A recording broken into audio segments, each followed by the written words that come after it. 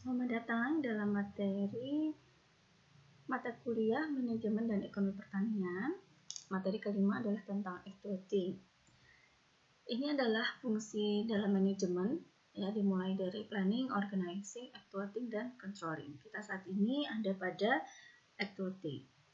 Apa itu actuating? Menurut J. Terry tahun 1986, actuating ini diartikan sebagai suatu effort atau usaha untuk menggerakkan group members. Apabila grupnya ini organisasi, maka ya membersnya adalah anggota organisasi tersebut. Nah, lebih spesifiknya, kalau organisasi atau grupnya ini adalah perusahaan, maka group membersnya adalah karyawan. Nah, bagaimana actuating ini, ya, itu kita efforts untuk menggerakkan, gitu ya, menggerakkan karyawan agar mereka mau untuk meraih atau mencapai apa yang menjadi tujuan dari organisasi, dan juga tentu saja meraih apa yang menjadi tujuan dari para karyawan itu sendiri, ya, secara pribadi.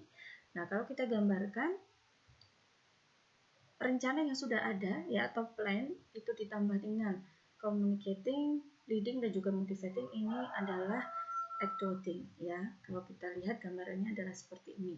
Nah, yang pertama kita akan lihat dulu mulai dari leading. Leading ini adalah suatu fungsi yang di situ termasuk di dalamnya adalah bagaimana memotivasi karyawan, kemudian mengarahkan, juga memilih cara komunikasi yang paling efektif, gitu ya, untuk mengarahkan dan juga untuk resolving conflicts, ya, atau menyelesaikan konflik yang mungkin timbul di dalam organisasi itu atau di dalam suatu perusahaan. Ya, kita lihat di sini, ya, leading ini bagaimana mengkomunikasikan visi kepada para anggota, ya, kalau visi atau strategi perusahaan yang dikomunikasikan kepada karyawan, kemudian bagaimana kita membangun agar mereka tetap bersemangat, gitu, dan memotivasi agar mereka itu bekerja juga punya komitmen yang kuat dan juga bekerja keras. Nah, kemudian hal yang harus teman-teman ingat, teman-teman pahami, gitu ya, di dalam leadership ini, kesuksesan leadership, ya, ini dimulai dari bagaimana manajer itu bisa menggunakan powers-nya, gitu ya, untuk mempengaruhi perilaku dari orang lain, ya. Kemudian power itu sendiri apa sih? Power ini adalah ability untuk atau kemampuan, gitu ya, untuk membuat orang ini bisa melakukan apa yang kita inginkan atau bisa membuat sesuatu itu terjadi sebagaimana yang kita mau, gitu ya. Jadi bagaimana power ini adalah bagaimana kita bisa menggerakkan orang, bagaimana kita bisa membuat sesuatu itu dikerjakan seperti yang kita inginkan. Nah, kemudian secara teori, gitu ya, orang yang menduduki posisi manajerial ya pasti mereka punya power, ya kan? Seorang manajer, seorang direktur, ya pasti mereka punya power karena mereka menjabat di situ. Tetapi seberapa baik power itu bisa digunakan itu akan sangat bervariasi, akan sangat berbeda-beda dari satu orang dengan orang yang lain. Kemudian bicara tentang sifat dari kepemimpinan, ya, kita bagi menjadi dua, ada position power dan juga personal power. Position power ya artinya orang itu jadi punya power karena menduduki suatu posisi, gitu ya. Nah, kita lihat satu persatu.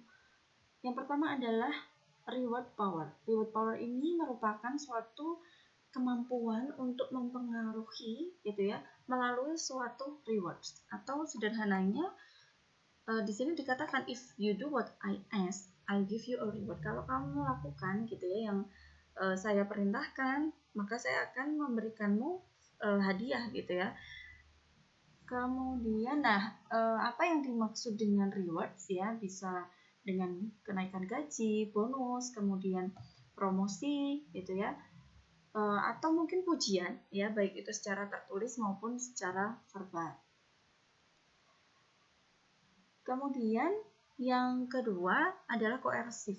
Koersif ini biasanya identik dengan hukuman, ya. Jadi coercive power ini adalah kemampuan untuk mempengaruhi melalui hukuman.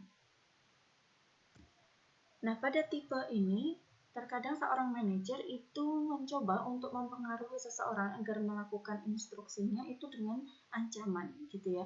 Jadi kalau kamu nggak lakukan apa yang saya minta, nanti kamu akan saya hukum gitu. Nah, coba bayangkan bagaimana perasaan dari karyawan itu gitu ya ketika mendapatkan instruksi dengan cara demikian. Nah, kemudian yang ketiga adalah legitimate power. Berikutnya, legitimate power itu kita artikan sebagai kemampuan untuk mempengaruhi karena memang dia punya wewenang gitu ya. Jadi misalnya seseorang menduduki jabatan tertentu, ya tentu kemudian dia akan punya power untuk mengkontrol atau dia punya wewenang untuk mengendalikan bawahannya gitu ya. Seorang atasan memberikan instruksi kepada bawahannya.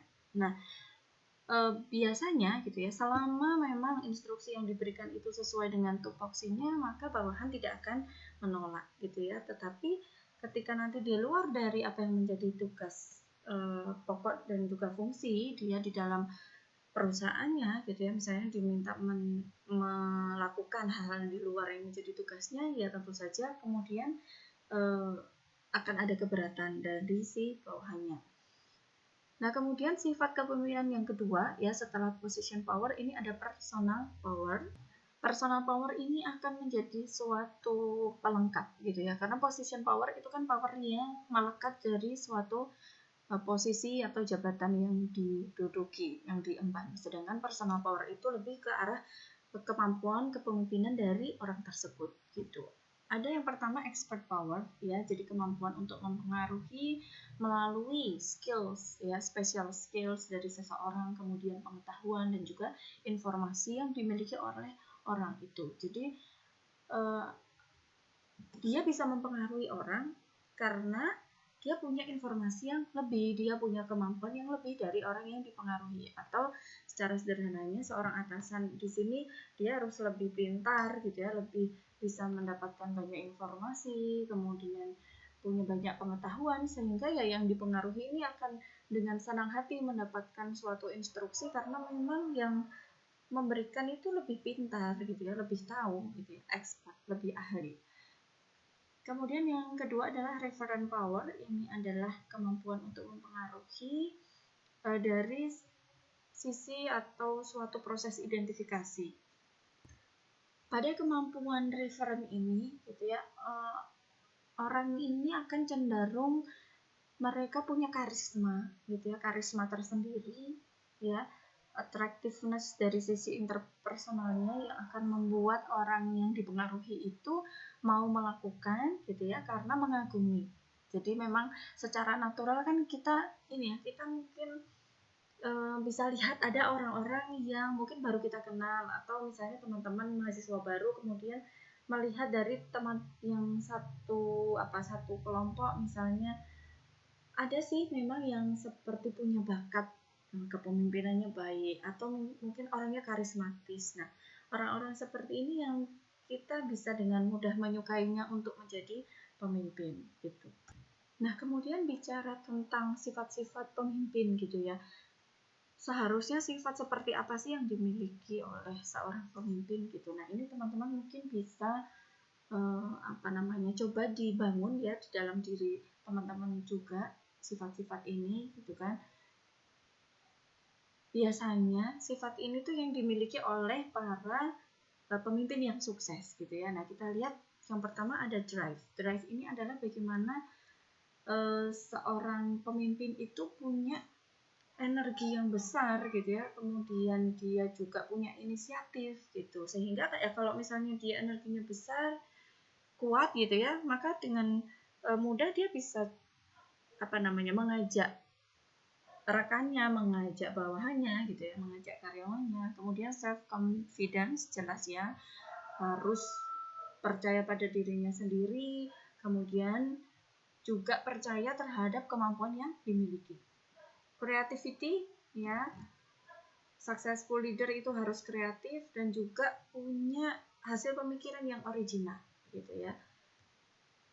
Kemudian cognitive ability ya, harus pintar sehingga bisa dengan mudah dan juga menginterpretasikan suatu informasi itu juga dengan tepat Ya, apalagi di era seperti sekarang ini yang misinformasi itu sangat mudah dijumpai. Nah, bagaimana pemimpin yang sukses itu pasti punya cognitive ability yang baik, ya, kemampuan pemahaman yang baik atau pintar gitu. Kemudian job relevant knowledge. Jadi seorang pemimpin yang sukses itu pasti akan tahu di mana sih tempat seharusnya dia berada gitu ya. Dari sisi teknisnya dia tuh sesuai kerja di mana. Nah, biasanya akan disesuaikan dengan background pendidikan ataupun pengalaman yang dimiliki.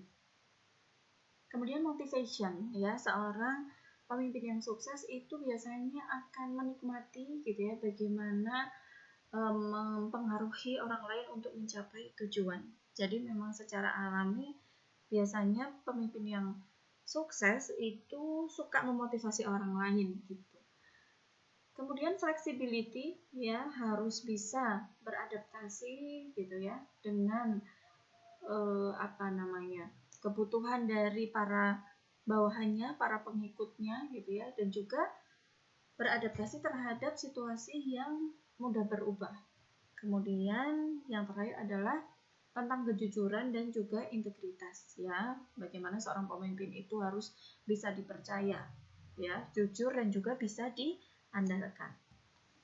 Bicara tentang leadership behaviors atau perilaku seorang pemimpin, ya, bagaimana kesuksesan kepemimpinan ini dipengaruhi oleh cara pemimpin berperilaku, ya, bagaimana seorang pemimpin dalam berperilaku saat berinteraksi dengan followersnya gitu.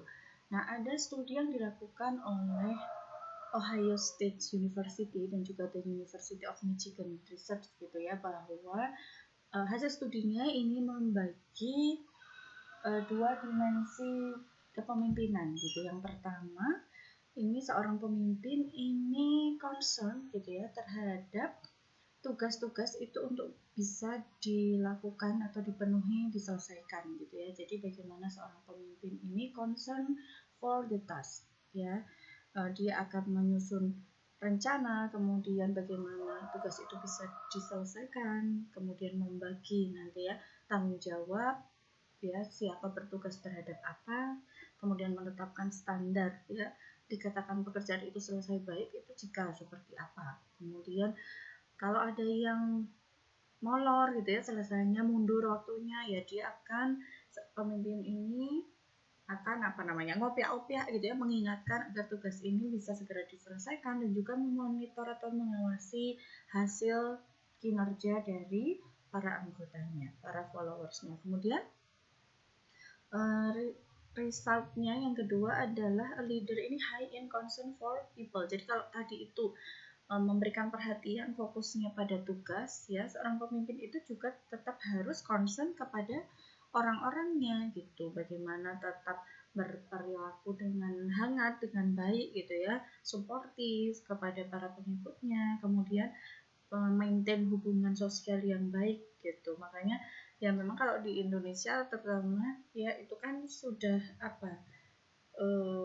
social relation ini sangat baik ya terjalinnya. Misalnya kalau ada teman kerjanya yang punya anak, ada budaya tilik bayi, ada kondangan dan sebagainya, itu kan salah satu bentuk dari social relation ya, memaintain social relation yang baik. Kemudian respect feelings ya, tidak menyakiti hati orang lain, kemudian sensitif terhadap kebutuhan dan juga yang terpenting adalah show trust ya. Jadi kita itu percaya pada kemampuan masing-masing dari anggota kita.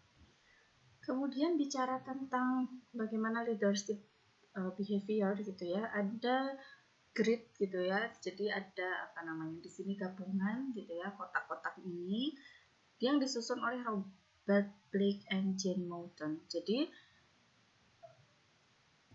pada sisi horizontalnya itu kita bisa lihat ya, ada concern for production. Semakin ke kanan itu semakin concern terhadap produksi ya, atau hasil pekerjaannya semakin tinggi, semakin ke kanan, kemudian semakin ke kiri itu semakin rendah. Nah, pada sumbu Y-nya gitu ya, atau sisi vertikalnya itu concern for people. Semakin ke atas itu juga concernnya semakin tinggi dan semakin ke bawah itu concernnya semakin rendah. Nah, ada grid yang dicoba disusun oleh Blake dan Moulton ini ada kombinasi-kombinasi gitu ya, mulai dari concern for production dan people ini. Kalau misalnya concern for productionnya itu high tetapi concern untuk people-nya itu rendah, maka dia berarti perilaku kepemimpinannya ini tergolong authority obedience manager. Jadi fokus pada efisiensi terhadap tugas dan operasi, tapi tidak terlalu fokus kepada orang-orangnya. Gitu. Kemudian bagaimana kalau yang concern ke produksi itu tinggi, tapi juga concern terhadap para anggotanya itu juga tinggi. Nah, ini tipe leadership behavior-nya atau perilaku kepemimpinannya adalah team manager. Jadi fokus pada bagaimana membangun partisipasi dan support untuk para anggotanya. Nah, dari 4 macam ini ada country club manager ya, dia fokusnya pada people's need gitu ya. Jadi lebih ke bagaimana dia itu menjalin hubungan yang baik gitu ya, tetapi tidak fokus pada hasil pekerjaannya. Ada lagi yang low concern people, low juga untuk hasil pekerjaannya gitu ya. Jadi ini minimum effort ya, fokus on minimum effort. Ada yang di tengah ini merupakan kombinasi dari keempat perilaku pemimpin tadi ya, middle of road manager. Jadi bagaimana seorang pemimpin ini gitu ya, seorang manajer ini fokus pada balancing work output dan juga moral. Jadi tetap dia menjaga keseimbangan antara memberikan fokus pada pekerjaan dan juga tetap concern juga menjaga hubungan baik juga dengan orang-orang atau anggotanya. Kemudian bicara tentang pandangan klasik ya, classic leadership style. Ada gaya-gaya kepemimpinan yang klasik ya.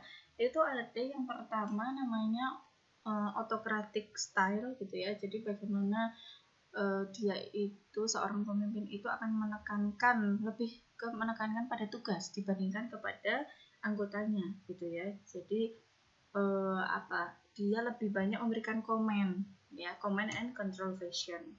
Kemudian human relation style ya, menekankan orang lebih daripada tugasnya. Kalau di tipe yang sebelumnya dia seperti yang tipe country club manager gitu ya. Kalau kita lihat di gridnya Blake tadi, ini sebetulnya agak mirip gitu ya. Kemudian yang ketiga ini laissez-faire style, ini concernnya cuma sedikit untuk tugasnya. Jadi lebih memberikan kesempatan kepada grup itu untuk membuat keputusan, dan dia itu berperilaku simpelnya dengan ya udah lakukan aja yang terbaik yang kalian bisa dan nggak usah ganggu saya gitu ya. Jadi lebih ke tipe yang semaunya sendiri ya. Kalau di gridnya Blake tadi yang improvised manager. Kemudian yang keempat adalah democratic style, committed to both baik itu task maupun people-nya gitu ya. Jadi yang kalau di gridnya Blake dia sama dengan team manager. Bagaimana dia fokus baik pada tugas maupun kepada anggotanya. Nah, kemudian dari teori klasik ini gitu ya, itu juga ada beberapa pendapat ahli yang mengembangkan. Karena apa? Karena tidak ada satu behavior atau style yang bisa bekerja dengan sangat baik dalam satu waktu gitu. Sehingga ya memang butuh berbagai pendekatan gitu ya, agar seorang pemimpin ini bisa sukses meskipun dia berada di dalam situasi yang berbeda-beda, yang berubah-ubah gitu ya. Nah, ada beberapa pendekatan yang saya tampilkan di sini. Ini ada 4 gitu ya. Ada Fiedlers, Hersey Blanchard, Gold, dan juga leader participation. Nah, pada pendekatan yang dilakukan oleh Fiedlers ya, model ini gitu, si Fiedler ini percaya bahwa gaya kepemimpinan seseorang itu adalah bagian dari kepribadian ya, sehingga sulit untuk merubahnya gitu. Sehingga kemudian dia memberikan suggestion bahwa good leadership itu depend on a match or a fit between person leadership style dengan situasi. Jadi bagaimana kepemimpinan yang baik itu ya tergantung pada kesesuaian gitu ya, antara style gayanya si pemimpin itu dengan situasi yang dihadapi. Ya, karena ini tadi karena merupakan bagian dari personality seseorang sehingga akan sulit dirubah gitu. Nah, kemudian sukses tidaknya kepemimpinan ini nanti akan dipengaruhi oleh bagaimana memilih gitu ya, atau memilih itu gaya-gaya kepemimpinan ini di dalam situasi yang sedang dihadapi. Jadi modelnya Fiedler ini nanti kuncinya adalah bagaimana seorang pemimpin itu bisa mengkombinasikan gitu ya ketika menghadapi situasi yang apakah dia high control atau moderate atau low, kemudian bagaimana hubungan antara leader membernya gitu ya, apakah hubungannya baik atau tidak gitu. Kemudian bagaimana struktur pekerjaannya gitu ya, task structure-nya ini seperti apa. Kemudian juga position power gitu ya, untuk melihat bagaimana posisinya, apakah si pemimpin ini nanti bisa punya power untuk memberikan reward dan punishment gitu ya, seberapa kuat. Nah ini maka nanti modelnya yang terbaik ya mengkombinasikan gitu ya, dilihat dari situasi yang dihadapi, apakah memerlukan high control atau tidak gitu. Kemudian model yang kedua ini adalah Hersey-Blanchard ya, situational. Jadi ini adalah berkebalikan ya, contrary dengan model yang sebelumnya, karena pada model ini disebutkan bahwa successful leaders ini adjust their styles. Jadi kalau tadi Fiedler bilang leadership itu stylenya susah diubah karena termasuk dalam personality seseorang, maka di sini Blanchard dan Hersey ini suggest bahwa pemimpin yang sukses itu bisa menyesuaikan gayanya gitu. Nah, disesuaikan pada apa? Berdasarkan apa? Ya di sini bisa dilihat dari tugas-tugasnya, kemudian juga bagaimana kondisi dari para pengikut atau anggotanya. Pada model ini ada empat macam gaya kepemimpinan yang bisa dipilih, yaitu mulai dari yang pertama adalah delegating ya, mendelegasikan, bagaimana seorang pemimpin ini membolehkan atau mengizinkan grup ini untuk bertanggung jawab terhadap keputusan yang diambil. Nah, itu pada kondisi apa? Bisa dilihat ya di bawah yang sisi horizontal itu task behavior. Kalau di atas behaviornya low, kemudian relationship behaviornya juga low, maka di situ biasanya seorang pemimpin itu akan mendelegasikan. Kemudian ada yang kedua ada ada participating gitu ya. Jadi bagaimana pemimpin ini menekankan pada sharing ide-ide gitu, dan juga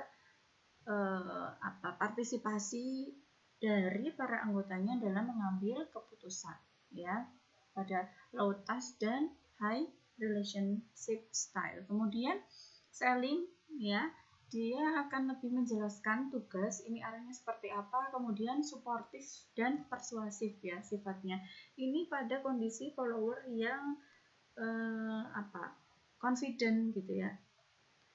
Dan yang keempat adalah telling, jadi lebih memberikan instruksi ya, spesifik di sini. Kenapa? Karena di sini kan kalau dilihat relationship behaviornya ini low gitu ya. Jadi ini followernya itu insecure gitu ya. Kemudian butuh untuk diberikan arahan yang mendetail gitu. Model berikutnya adalah Path Goal Leadership Theory by Robert House. Jadi di sini yang menjadi pertanyaan adalah bagaimana gitu ya seorang pemimpin itu bisa menggunakan alternatif-alternatif dari gaya kepemimpinan tadi gitu ya di dalam berbagai situasi, tipe situasi. Nah, ini berbeda juga dengan Fiedler tadi ya. Kalau Fiedler bilang kepemimpinan itu style nggak bisa dirubah, kalau si House ini berpendapat bahwa seorang pemimpin itu bisa menggunakan semua gaya kepemimpinan gitu ya, tergantung situasi yang dihadapi seperti apa.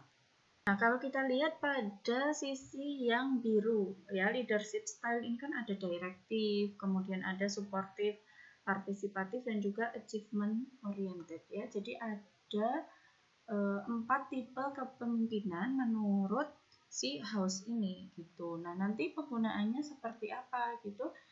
Ya, nanti melihat pada situasi yang dihadapi, kemudian melihat juga di sini followernya itu seperti apa ya, ability-nya, experience-nya, ya, melihat kondisi dari para anggotanya ini apakah cukup berpengalaman atau tidak, bagaimana kemampuannya, locus of control, ya, juga melihat dari kondisi lingkungan, ya, seperti apa struktur tugasnya, kemudian authority system dan work group-nya. Juga nanti dari sisi efektivitas leadernya itu sendiri, ya.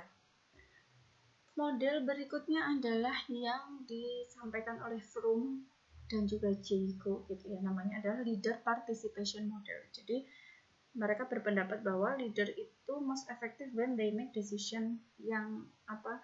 Jadi seorang pemimpin itu gitu ya, kepemimpinannya itu efektif ketika mereka bisa membuat keputusan yang sangat sesuai dengan situasi atau permasalahan yang sedang dihadapi.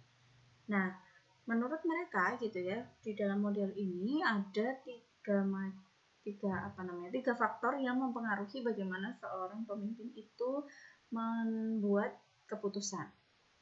Nah, ini faktor apa saja yang mempengaruhi? Itu ada decision quality, ini berdasarkan siapa yang punya informasi yang dibutuhkan untuk problem solving. Kemudian decision acceptance ya berdasarkan dari kepentingan dari si followernya.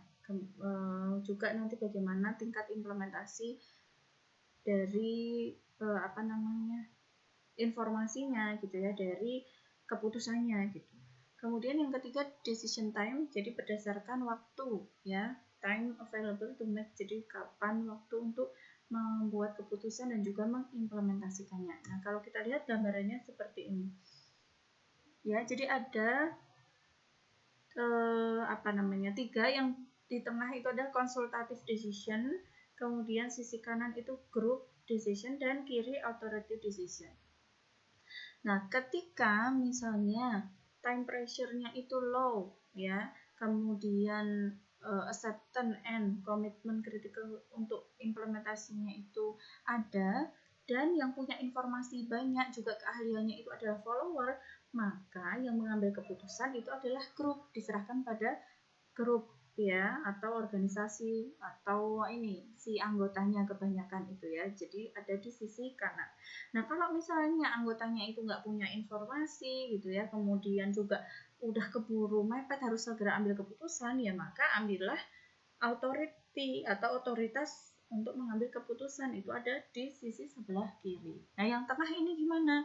Yaitu ada di antara keduanya, maka kalau yang tengah ini namanya consultative decision. Jadi dibuat oleh leader setelah keputusan itu dibuat oleh leader setelah mendapatkan atau mengumpulkan berbagai informasi dari para followernya gitu ya. Jadi ini ada 3 ya, yang kiri, ekstrim kiri itu authority decision, ekstrim kanannya ada group decision, dan yang di tengah ada konsultatif. Nah, kemudian kalau tadi itu adalah beberapa pendekatan atau model ya perilaku kepemimpinan, maka ini untuk yang topik berikutnya adalah tentang personal leadership development. Jadi ini tentang bagaimana kita mengembangkan kepribadian dalam diri kita masing-masing gitu ya. Harus seperti apa sih menjadi seorang pemimpin itu gitu.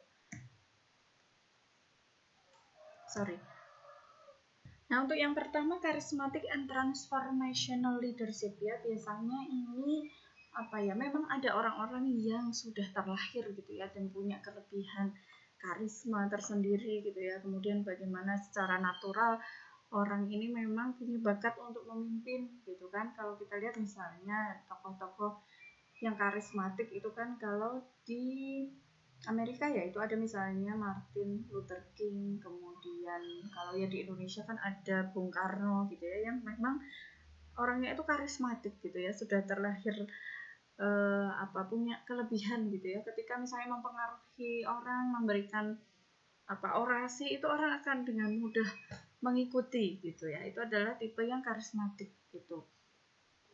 Kemudian Yang berikutnya adalah emotional intelligence and leadership. Nah, di sini adalah bagaimana kemampuan seorang pemimpin itu untuk bisa memanage emosinya ya di dalam hubungan sosial. Ya, seorang pemimpin itu kan kemudian jangan terlalu menunjukkan sisi emosinya itu misalnya meledak-ledak. Nah, kalau kita lihat di Indonesia ya, misalnya Presiden Indonesia itu kan ada dulu Presiden Soeharto itu kan yang terkenal dengan sebutan Smiling General karena dalam situasi seperti apapun beliau itu kan hanya tersenyum gitu ya, tidak terlalu menunjukkan emosi. Nah, ini perlu kecerdasan emosional gitu seorang pemimpin ini.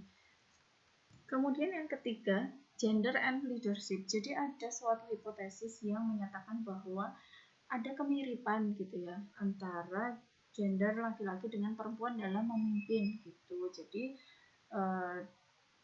di sini dikatakan bahwa tidak ada perbedaan yang cukup signifikan gitu antara misalnya pemimpinnya laki-laki atau perempuan gitu, sehingga itu hanya dianggap sebagai stereotip lama yang membedakan bahwa perempuan tidak bisa memimpin sebagaimana laki-laki. Kemudian tentang moral leadership. Nah, di sini bagaimana seorang pemimpin itu dalam tanda kutip harus selalu good dan juga right gitu kan. Makanya seorang pemimpin itu harus juga bisa memberikan contoh gitu ya, memberikan teladan bagaimana dalam bekerja itu integritasnya seperti apa, dalam tingkah lakunya itu juga harus sesuai dengan norma-norma yang berlaku gitu ya, punya etika gitu. Nah, ini adalah bagaimana personal leadership development. Berikutnya, nah tadi di awal kan disampaikan ya kalau misalnya di dalam act voting, dalam menggerakkan ini seorang pemimpin juga harus bisa memotivasi gitu kan. Nah, motivasi sendiri itu apa gitu ya? Motivasi ini adalah bagaimana kita bisa menggerakkan seseorang ya, individu ini untuk mencapai sesuatu gitu kan, atau bagaimana orang itu mau bergerak gitu ya, ada sesuatu yang akan menggerakkan dirinya untuk mencapai sesuatu, untuk menuju ke suatu arah dan persisten, maksudnya terus-menerus berusaha agar bisa mencapai itu gitu. Jadi motivasi itu ya bisa datang dari diri sendiri, bisa juga datang dari orang lain gitu. Nah, orang yang termotivasi gitu ya, yang punya motivasi tinggi itu biasanya akan bekerja dengan baik gitu. Sedangkan orang yang nggak punya motivasi ya biasanya kerjanya kurang baik gitu. Ya karena motivasi itu tadi kan sesuatu yang menggerakkan gitu kan, yang menggerakkan. Kalau nggak ada yang menggerakkan ya nggak bagus kerjanya. Nah, kemudian hubungannya apa dengan peran atau tugas-tugas manajer dengan motivasi ya, karena salah satu hal yang penting di dalam yang menjadi tugas seorang manajer itu bagaimana meng-create kondisi gitu kan agar orang ini bisa tetap terinspirasi dan konsisten dalam bekerja keras. Jadi intinya bagaimana manajer ini bisa memotivasi para karyawannya, para anggota di dalam perusahaannya itu agar tetap bisa bekerja dengan baik. Nah, salah satu teori yang sangat terkenal, yang mendasar, yang digunakan di dalam pendekatan teori motivasi itu adalah hierarkinya Maslow ya, hierarki kebutuhan manusia atau teori motivasinya Maslow. Nah, kalau Maslow itu kan bicara kebutuhan itu mulai dari yang paling dasar dulu gitu ya. Jadi bagaimana kebutuhan fisiologisnya terpenuhi mulai dari sandang pangan papanya, kemudian kalau itu sudah terpenuhi maka bagaimana kebutuhan terhadap rasa aman ya, safety needs, kemudian nanti pada social needs ya, setelah safety-nya, kebutuhan akan rasa aman itu terpenuhi, maka kebutuhan terhadap kebutuhan ini sosialnya gitu ya, punya teman gitu, kemudian esteem gitu ya, dan self aktualisasi. Jadi bagaimana kita esteem needs ini kita butuh ini ya, pengakuan gitu kan, dipuji orang gitu, dikenali, direkognisi pencapaian kita gitu. Kemudian yang paling tinggi ini adalah self actualization needs. Nah, Kemudian di sini makanya perlu dibedakan gitu ya, apa sih yang memuaskan gitu ya, what satisfies lower order needs, itu ya tentu saja kebutuhan basic ya, dari kebutuhan fisiologis dan safety juga sosial. Nanti kalau ini sudah terpenuhi, orang itu kan kebutuhannya akan terus meningkat gitu. Nah, teman-teman bisa cermati di sini yang termasuk fisiologis need-nya apa, safety need-nya apa gitu ya.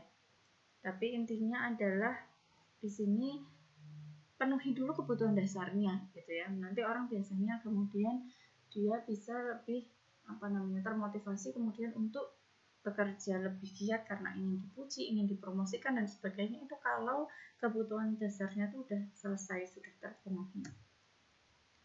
Kemudian teori tentang motivasi berikutnya itu ada ERG teori gitu ya, by Clayton Alderfer. Apa itu ERG? Yang pertama ada existence, kemudian yang kedua R-nya itu relatedness, dan G-nya adalah growth. Jadi sebetulnya mirip dengan teorinya Maslow, tetapi di sini teori Maslow yang terdiri dari 5 kategori tadi dikelompokkan menjadi 3 saja. Yang pertama eksistensi, jadi itu kebutuhan dari fisiologis dan juga terhadap materi ya, sandang, pangan, papan itu kan materi, itu adalah kebutuhan eksistensi. Kemudian relatedness ini adalah kebutuhan untuk satisfying interpersonal relationship ya. Tadi kan ada kebutuhan untuk rasa aman, kemudian esteem terhadap diri sendiri ya, kebutuhan untuk dipuji, diakui gitu. Kemudian ada growth yang membedakan ya. Growth-nya ini yang membuat teori ini berbeda ya, atau yang membuat tambahannya dari Maslow ini di sini ada growth. Jadi bagaimana punya desires atau keinginan untuk terus tumbuh atau mengembangkan diri. Makanya kan banyak tuh ada kayak kursus-kursus, kelas-kelas hobi, misalnya keterampilan olahraga atau apa untuk mengembangkan diri kita gitu ya. Setelah kebutuhan dasarnya, kebutuhan terhadap interpersonal relationship-nya itu terpenuhi, nanti biasanya kita kemudian muncul kebutuhan untuk misalnya mengembangkan keterampilan ya, skill atau hobi kita gitu. Kemudian ada teori two factor teori ya, by Herzberg. Jadi 2 faktornya itu ada job dissatisfaction ya, ketidakpuasan, dan ada di sini satisfaction ya. Dia membedakan ini apa sih yang membuat orang itu makin rajin dan makin malas kerja gitu ya. Nah, yang job dissatisfaction, jadi orang itu kalau nggak puas dalam pekerjaannya itu karena apa? Nah, itu faktor-faktor yang mempengaruhinya disebut hygiene factors. Nah, biasanya hygiene factornya itu isinya adalah kondisi situasi kerjanya seperti apa, kemudian bagaimana hubungan dengan teman-teman, aturan yang diterapkan dan kebijakan, dan juga kompensasi dasar. Nah, kalau misalnya hygiene factornya ini itu nggak baik gitu ya, maka semakin tidak puas di dalam dia bekerja. Kemudian yang bagian job satisfaction ini apa sih yang membuat kita itu makin semangat gitu ya. Nah, misalnya di sini memang pekerjaannya itu menantang, menyenangkan, kemudian kalau berhasil itu diakui, ada rekognisi gitu ya. Dan juga misalnya ada kesempatan untuk tumbuh. Nah, bagaimana ini prinsip ini ya, 2 faktor ini bisa di-improve masing-masing gitu ya. Improve yang membuat puas, dan juga tentu saja yang hygiene factors-nya ini bisa ditingkatkan gitu ya, agar job dissatisfaction-nya ini bisa menurun. Oke, itu materi untuk actuating. Jadi bagaimana teman-teman bisa menghubungkan gitu ya, dari mulai perencanaan yang sudah ada, sudah dibuat organisasinya, dibagi tugasnya. Nah, di dalam actuating ini tadi ya, mulai dari kita mengarahkan bagaimana dengan kemampuan atau apa tadi gaya kepemimpinan, karakteristik, sifat-sifat itu bisa diterapkan sesuai dengan kondisi dan situasi yang dihadapi gitu ya. Menurut berbagai teori tadi atau model yang sudah dijelaskan. Kemudian juga bagaimana bisa memotivasi orang lain gitu ya dengan beberapa teori motivasi yang baru saja juga sudah disampaikan. Terima kasih.